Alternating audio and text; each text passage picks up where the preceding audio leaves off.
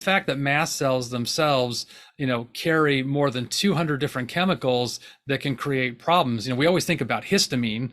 Histamine certainly is probably one of the biggest and certainly the most well known as causing allergy. So when people get hay fever, they're allergic to dust or pollen, then their eyes get itchy and they sneeze and they get itchy ears and scratchy throat. That's often modulated by mast cells and histamine.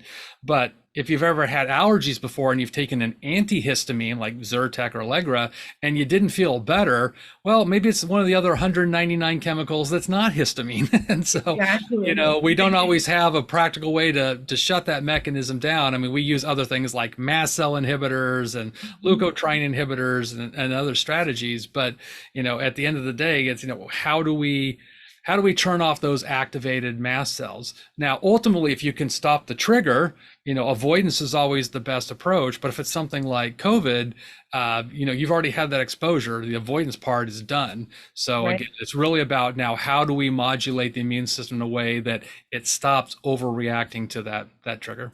Right. It's that now the mast cells they're trigger happy, and almost anything can set them off. And the interesting thing is, I think people just think about allergies or mast cell reaction, I'm going to say, as to do with just hives or itchy eyes or a runny nose, but mast cells line many more of our tissues. They're around our nerves. They're in our mucosal tissues.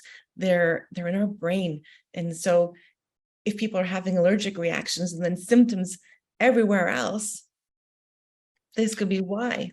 Right. Well, I think about especially, mast cells, in the brain. If you know Dr. Theorides, he's a MD, PhD allergist at Tufts University, and he's done a tremendous amount of research that there are some people that have a lot of mast cells in their brain. So when they get mast cell activation, often they don't get hay fever. They don't get any of the upper respiratory symptoms. They get purely neurological symptoms. So again, we think about fatigue, brain fog, insomnia, psychiatric problems, mood problems.